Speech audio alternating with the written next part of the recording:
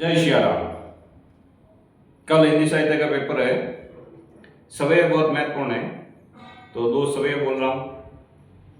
ताही अहिर की चोरियां चचिया बर चाच पे नाच न थावे, कोटि ब्रह्मांड करे चिन्ह बेहतर हरत विलंब ना लावे।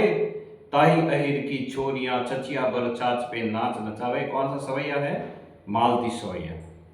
कार के भाग महासजनी हरि हाथ सु ले गयो माखन रोटी। कौन सा सवैया है? मालती सवैया। अब इसमें एक ध्यान रखना, मालती सवैया में भी 23 वर्ण होते हैं, सुमुखी में भी 23 वर्ण आते हैं, लेकिन सुमुखी में अंतिम में लघु गुरु होते हैं और मालती सवैया में 2 गुरु होते हैं। और मालती सवैया भगण से बना है, भगण का अर्थ है भानस, और सुमुखी सवैया 7 जगण से बना है, अंत में 2 लघु गुरु है। 7 जगण का अर्थ है जभान।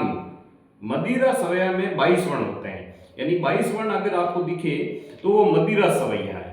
इसमें 7 भगण होते हैं और 1 गुरु है। अगर आपको 24 वर्ण दिखे तो दुर्मिल सवैया है। दुर्मिल सवैया में 8 सगण होते हैं। अगर आपको 12 वर्ण दिखे और राष्ट्र में राजभा दिखे तो न भ भ र दुर्त विलंबित है, ठीक है। और इसमें पहले नस्ल दिखे, दुर्त विलंबित की पहचान क्या है? न स ल, यानी एक एक मात्रा आएगी, है तो वर्णिक लेकिन एक एक मात्रा, न स ल। अगर आपके लेखक परिचय की बात की जाए तो असगर वसाहत और जयशंकर प्रसाद दोनों महत्वपूर्ण हैं। जत जर ये सूत्र है वंशस्थ का, इसमें भी 12 मात्रा आई, पहले में जबान आएगा, जबान। तो ये मालती सवैया और सुमुखी सवैया का विशेष ध्यान रखना, दोनों में 23 वर्ण है लेकिन ध्यान रखना। अब देखो अगला है, चंद को पढ़ते समय जहां रुकते हैं उसे यति कहा जाता है। ऐसा पूछ सकते हैं, यति किसे कहते हैं? चंद को पढ़ते समय जहां रुकते हैं उसे यति कहते हैं।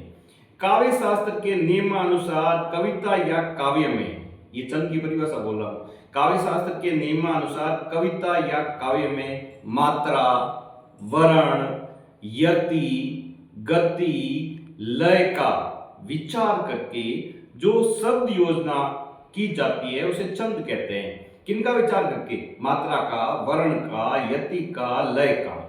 चंद के 6 अंग होते हैं। पूछ सकते हैं कितने अंग होते हैं? 6 अंग। कौन कौन से? चरण, वर्ण और मात्रा दूसरा अंग हो गया, यति तीसरा, गति चौथा, तुक पांचवा और गण छठा। वर्णों के उच्चारण में जो समय लगता है वो मात्रा कहलाता है। मात्रिक चंद 2 प्रकार, ये 2 प्रकार की मात्राएं होती है। मात्राएं 2 प्रकार की होती है, एक तो लघु और गुरु। अ, ई, उ, री। अ छोटी ई, छोटा उ और री लघु मात्रा लगती है इस पर। वर्ण मात्रा की दृष्टि से 2 प्रकार के होते हैं, लघु वर्ण, दीर्घ वर्ण। गति किसे कहते हैं? गति का अर्थ है प्रवाह। छंद को पढ़ते समय एक सा प्रवाह गति कहलाता है। छंद को पढ़ते समय एक सा प्रवाह गति कहलाता है। तुक किसे कहते हैं? पदों के अंत में जो समान स्वर आते हैं, पदों के अंत में जो समान स्वर आते हैं उसे तुक कहते हैं। 3 वर्णों के समूह को गण कहा जाता है।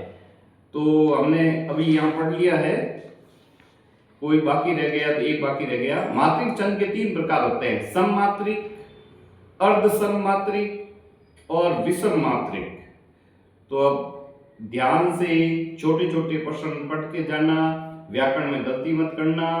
और जैसे कुंडलिया छंद में दोहे की प्रथम पंक्ति रोला की अंतिम पंक्ति होती है और दोहा की अंतिम पंक्ति रोला की प्रथम पंक्ति होती है। इसमें से प्रश्न बनेगा। जय श्री राम।